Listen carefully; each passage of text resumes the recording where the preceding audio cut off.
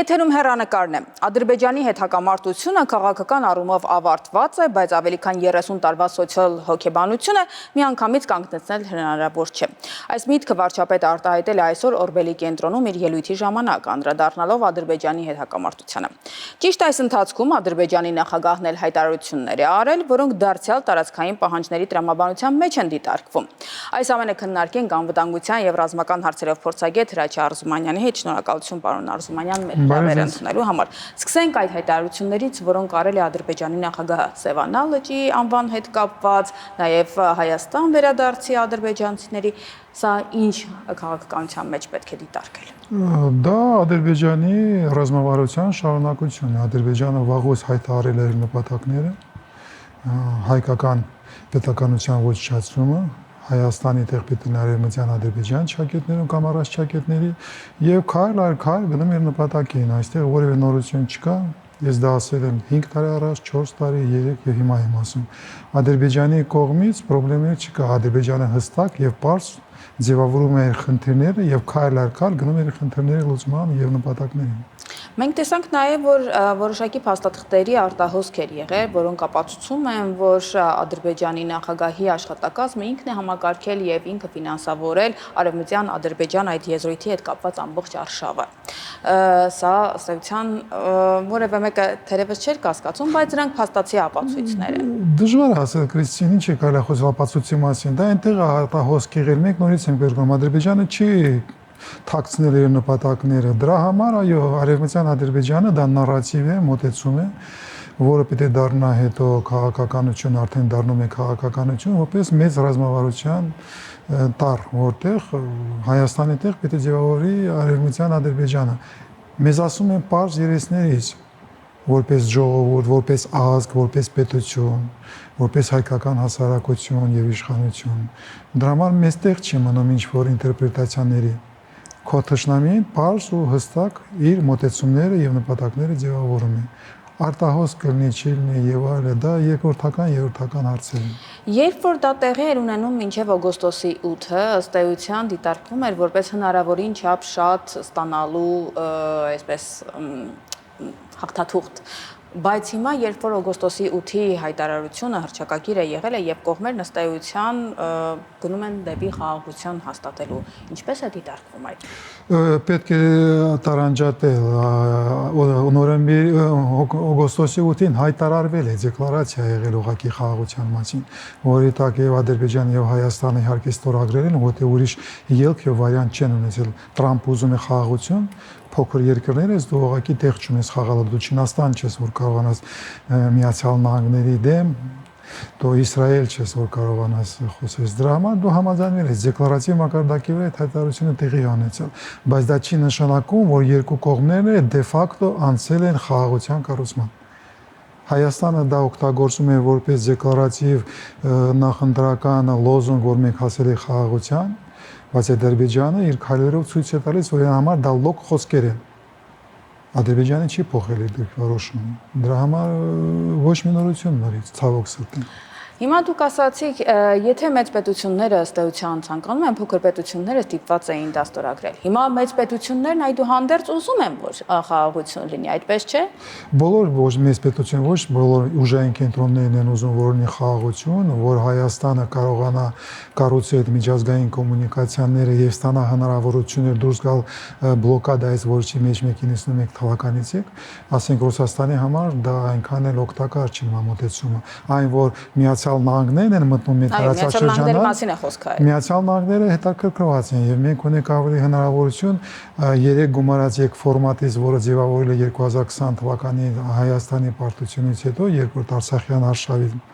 Մենք հնարավորություն ունենք դրան տեղ ունենալ երկու գումարած երկու ֆորմատ, որտեղ Միացյալ Նահանգները եւ Թուրքիան մի կողմից, Հայաստանը եւ Ադրբեջանը մյուս կողմից ձևավորում են ինչ-որ մեծ պրոյեկտ, որը ապակաշրջանություն է բերում տարածաշրջան եւ լուծում է մեր որևէ խնդիրներ, բայց որ այդ խոսքերը, դեկլարացիաները, որը ուղղակի այսօր ցավոք սրտի Թրամփի խոսքերն են եւ ստորագրությունն է, բայց մենք բոլորը գիտենք Թրամփի խոսքը եւ Թրամփի ստորագրությունը ինչքան կարող է փոփոխական լինի, բայց այդ խոսքերը դառնան իրականություն, հայկական կողմը պիտի անցնի պրոյեկտի պատրաստման։ Այ ինչպիսի պատրաստություն է պետք։ Եվ դա պրոյեկտը ուզում պատրաստես, դու դե հասկանաս, որ նման պրոյեկտը, միջազգային պրոյեկտ ունի մի քանի շերտեր, սկսած տնտեսական, ֆինանսական, ով է օգտվում, ինչքան տոկոս է ստանում Հայաստանի պետությունը, ոնց են անում, գնալով կոմունիկացիոն շերտ ունես անվտանգության խնդրեմ, ով է ելնում երաշխիքը այս պրոյեկտին, որ ասեք ուժային կենտրոնը, որ հետաքրքրված չեն նման պրոյեկտով չպայացնեն, այդ պրոյեկտը, ասենք, իմ կարծիքով համոզմանք, եթե դու իրականացնում ես այդ պրոյեկտը, դու անպայման պետք է այնտեղից ուրիշ երկրների ուժային ներկայությունը հանես։ Ռուսաստանի ուժերը FSB-ն պետք է այդ տարածաշրջանից Սյունյակից դուրս գան առնվազն։ Դու պետք է ունենաս այնտեղ տարածք, որտեղ դու վերահսկում ես միայն հայկական ուժային մարմինները։ Ռուսաստանը չպիտի լինի, որտեղ Ռուսաստանը ի վերջո կարող է պայթացնել այդ Ռուսաստանի մոտեցումն է։ Բացի դրանից կա տարածաշրջանային շերտ, տարածաշրջանային ուժային կենտրոնների շահերը ոնց է ապահովելու, կա աշխարհակաղակական պրոյեկտ շերտ, որտեղ ասպարես, որտեղ դու նույն ձևի տիպի ձևավորես այդ պրոյեկտը ոնց է իրականացվում, որտեղ այստեղ ինքան կարևոր է ստացվում փառքաստու, որ այդտեղ բոլոր աշխարհակաղակական կենտրոնների, Չինաստանի, Միացյալ Նահանգների, տարածաշրջանային կենտրոններին, Թուրքիային, Իրանին, Միրզավոր Արևելքի մենապետությունների շահերը բոլորը խաչվում են։ Եվ դու պարտավոր ես ամեն ինչ հաշվի առնես, որ չստանաս խնդրեմ, որտեղ նման պրոյեկտները բերում են եւ հնարավորություններ նոր, բայց եւ նոր սպառնալիքներ։ Եվ Հայաստանը լինելով այսօր թույլ պատերազմից հետո մենք ուղղակի հնարավորություն եւ իրավունք չունենք չհաշվարկել այն, ինչ ասեք Ադրբեջանը կամ Ռուսաստանը կամ Միացյալ Նահանգները կարող է չհաշվեն փոքր խնդրեմա կլուծենք։ Մեզ համար դա խիստ կարևոր է։ Դրա համար հայկական կողմը պիտի պատրաստի այդ պրոյեկտը եւ ներկայացնի մնացածներին, որ Հայաստանը այսպես է տեսնում այս պրոյեկտի իրականացումը, ոնց է սկսում, փուլ առ փուլ, ճանապարհային քարտեզ, որտեղից է սկսում, ոնց է գնում եւ այլ եւ այլ։ Ես ման աշխատանք չեմ տեսնում, ուղղակի լոզունգներ են անում։ Հիմա արդեն որոշակի ֆինանսական ներդրման մասին հայտարարել է Միացյալ Նահանգները։ Ավելին, նաև կոնգրեսում քննարկվում էր մի օրինագիծ, որը վերաբերում էր Ադրբեջանի նկատմամբ պատժամիջոցներ կիրառելուն, եթե նրանք հետ կանգնեն այն պայմանավորվածություններից, որ կան Հայաստանի հետ։ Հիմա արդյոք սրանք երաշխիք չեն, որ այդուհանդերձ այդ ուղղությամբ որոշակի Դուք խոթել եք ֆինանսական շերտումով է ֆինանսավորը մեկ առիթներից մեկը տարա Միացյալ Նահանգների կողմից եւ Միացյալ Նահանգների հնարավոր երաշխիքների անվտանգության երաշխիքների մասին։ Ես ուզում եմ դա տեսնեմ փաթեթային լուծման մեջ, փաթեթով բոլոր շերտերում եւ ստորագրված, որ կողմերը բոլորը համաձայնում են, ոչ թե միայն դեկլարացիա այդտեղ են ստորագրում, բայց հայկական կողմը մշակում է պրոյեկտ, համաձայնացում է բոլոր կողմերի հետ եւ այդ պրոյեկտը ընդունում է։ Կրիստին, մինչև դրան մենք հասնել ահագին աշխատանք պիտի անենք, որտեղ հայկական պետությունը ունի այդ փորձը նման պրոյեկտների իրականացման, որտեղ է այդ մասնագիտական, փորձագիտական ներուժը բերելու, ով է միանալու այդ պրոյեկտների, միջազգային լոգիստիկայի ահռելի խնդիրներ կան։ Ոնց է դա լուծում, ոնց է դա իրականացնելու, ոնց է այդ թիմը հավաքում, ով է այդ թիմը ֆինանսավորվելու։ Արդյոք մենք հնարավորություն ունենք հայկական սփյուռքի ներուժը հրավիրել եւ օգտագործել նման պրոյեկտ իրականացնելու համար, որովհետեւ մենք հաստատ ունենք մասնագետներ, որոնք կարող են օգտակար լինել։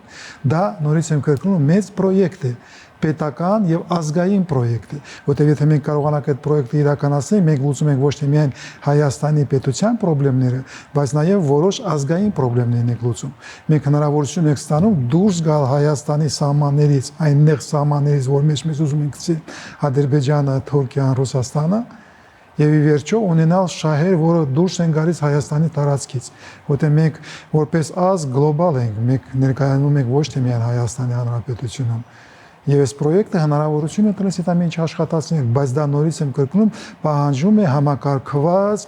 փաթեթի եւ պրոյեկտի պատրաստման։ Ման նկատի ունենալով այն, որ պետական ու ազգային նշեցիք, բայց քանի որ այս նախագիծը, ինչպես ասացիք, կարող է դուրս գալ, հա, զուտ Հայաստանի սահմաններից, դրանով հետաքրքրություն ունենում են նաև այլ երկրներ։ Օրինակ Եվրոպական միությունը որոշակի ողջունել է եւ հետաքրքրությունը ցուցադրում է։ Միացյալ Նահանգների համար դա ոչ միայն այս տարածաշրջանում կայունության, այլև ընդհանրապես ճանապարհների հարցելուծում եւ դրանով արդյոք նրանց շահագրգռվածությունը, կոնկրետ հաշվարկները իրենց շահերի չեն բերում նրան, որ պրոյեկտը դառնա այդուհանդերձ իրատեսական։ Դա նորից հնարավորություններ են։ Հնարավորությունները ստեղծել եւ ձևավորել ստանալ պրոյեկտ, իրականություն, դա ճանապարհը, որը պիտի անցնես։ Հնարավորություններ են եւ նորից եմ գրում, եւ սպառնալիքներ են։ Այն որ Հայաստանը կարող է դուրս գա բլոկադայից, այլ որ Հայաստանը, Ռուսաստանը կարող է կորցնի Հայաստանի վրա այն տոտալ վերահսկողությունը, որը այսօր ունի, կարող է Ռուսաստանի ուժը Պուտինի բերեն եզրակացության, որ ժամանակն եկել Հայաստանը պայթեցնել։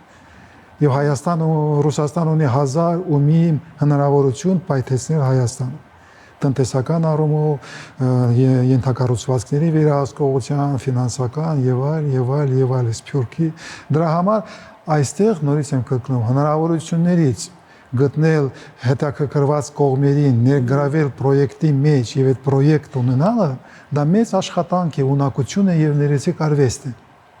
Ման բավական երկար ժամանակ խոսվել է խաղաղության խաչմերուկ նախագծից եւ վերջերս էլ Հայաստանի արտաքին գործերի նախարարը Եվրոպայում ասաց, որ կցանկանային, որ այդ խաղաղության խաչմերուկը ներառվեր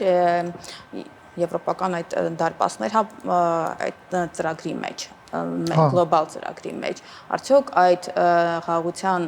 խաչմերուկ նախագիծը հենց այդ նախագիծը չէ, ձեր ասած պրոյեկտը չէ, որի շուրջ պետք է Ես պետք են որոշակի այլ աշխատանքներ։ Չէ, Քրիստին, ես ուղղակի այն երկիրը, որը պարտվել է պատերազմում, կատաստրոֆիկ Արցախի կատաստրոֆան եք մեկ աղետն եք տեղի ունեցել, ազգային կատաստրոֆա եք տեղի ունեցել, նման պետություն իրավունք չունի նման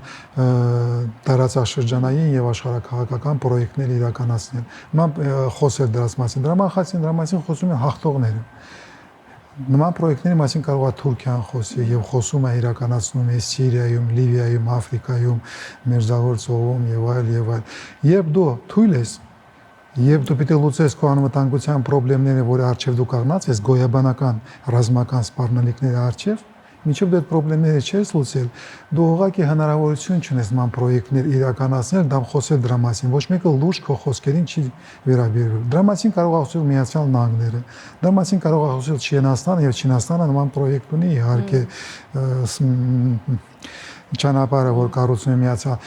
Միացյալ Նահանգները հիմա փոխում է, չեմ ուզում խոսել Միացյալ Նահանգների մասին, то есть եթե ուզում ես նման պրոյեկտներ առաջ տանես, միջազգային ասպարեզում քեզ լուրջ վերաբերվեն, դու պետք է ունես հաջողակ կայացած դինամիկ զարգացող երկիր,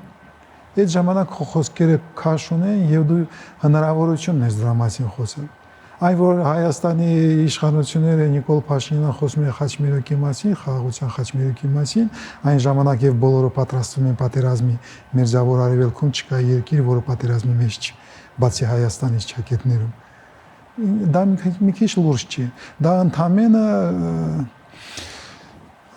ոնց ասեմ, ուղղակի ընդամենը հայտարարություն է, ընդամենը երկու խոսք է, ցանկություն է։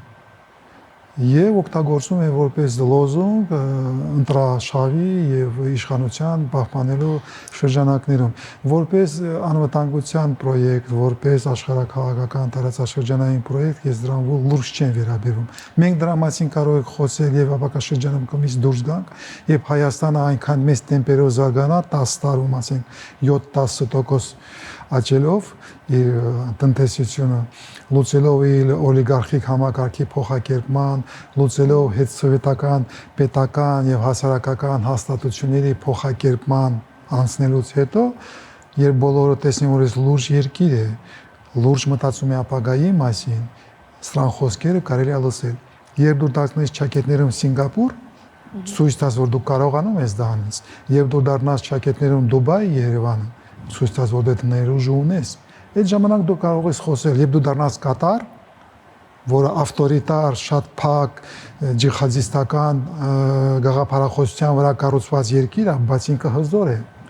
տնտեսական, ֆինանսական եւ այդ հզորության շուրջ վայնք կարողանում է դառնալ այն խաչմերուկը, որի մասին խոսում է Հայաստանը։ Տնտեսական այդ հնարավորություններից գանք դեպի ռազմական,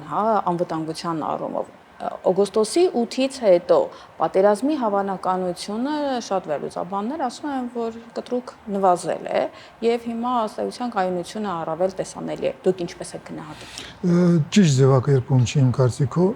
պետք է ձևակերպել, որ ավանդական տիրույթում ռազմական գործողությունների հնարավորությունը նվազել է լայնածավալ ռազմական գործողությունների հավանականությունը, որտեղ Տրամփի խոսքը խաղաղության մասին փառքաստո 3 մի օրը ճիշտ է արդեն ձևավորել թղթով կարդալով Հայաստան, Արմենիա, Ադրբեջան մեծ ինտերվյու հատվել, այնտեղ փառքաստո ճիշտ է ասել արդեն։ Տրամփի խոսքերը, ինքը 3 տարի նախագահ է, մենք ունենք ինչ որ զսպիչ ուժ, որ Ադրբեջանը չի համարձակվելու անցնել լայնածավալ ռազմական գործողությունների, բայց պատերազմը հիբրիդային մեթոդներով շարունակվել է եւ ավելի մեծ չափ է ստացել տեղեկատվական դաշտում, հոգեբանական դաշտում, սոցիալ դաշտում, տնտեսական դաշտում։ Դրա համար հավանականությունը ռազմական գործողությունների նվազել է։ Պատերազմը շարունակվում է, մենք ընդամենը ունենք հրադադար։ Մենք չունենք որևէ պայմանավորվածություն, որևէ քաղաքական պայմանագիր, չեմ խոսում պայմանագրի պահպանման հավանականությունը, բայց մենք ոչ մի բան չունենք։ Մենք ունենք ընդամենը հրադադար եւ Տրամփի խոսքերը։ Մնացածը պետք է կառուցվի։ Հիբրիդային սպառնալիքների մասին խոսեցիք, այ հիբրիդային սպառնալիքները նկատի ունենալով այն, որ հոգեբանական ազդեցություն են ունենում եւ այլն։ Եվ համապարփակ պաշտպանության տեսանկյունից հոգեբանական պատրաստվածությունը ամենակարևորն է։ Այդ ինչ է անհրաժեշտ, որպեսզի այդ հոգեբանական պատրաստվածությունը լինի եւ ազդի նաեւ մյուս ոլորտների վրա։ Սա թերևս մեր վերջին հարցը։ Շատ բարձր մեծ խնդիր է, Կրիստին, եթե կարճ ասել, հոգեբանական, սոցիալ հոգեբանական անվտանգությունը համապարփակ պաշտպանության անվտանգության համակարգի սյուներից մեկն է, 9 հատություն, որը հիմնականներից մեկն է։ Բացի դրանից, Ֆինլանդիան վերջին ժամանակները հոգեբանական, սոցիալական անվտանգությանը որպես սյուն դարձել է առաջնորդային, առաջի տեղն է զբաղեցնում։ Բայց այսօր Հայաստանում չի ձևավորված որևէ դոկտրին, որևէ հայեցակարգ ինչ է նշանակում հոգեբանական պատերազմը, հոգեբանական օպերացիաները, տեղեկատվական եւ կոգնիտիվ պատերազմների հայեցակարգը, դոկտրինան, ռազմավարությունը Հայաստանում չկա։ Մենք չունենք որևէ հաստատություն պետական եւ հասարակական, որը զբաղվում է այդ ուղղությամբ։ Ես ուրախ եմ, որ վերջի 2 տարին ձևավորվել է աշխատանքային խումբ եւ մի խումբ աշխատանքներ գիտնական, որը դոկտորական է գրում, ես իրան ուղղակի որպես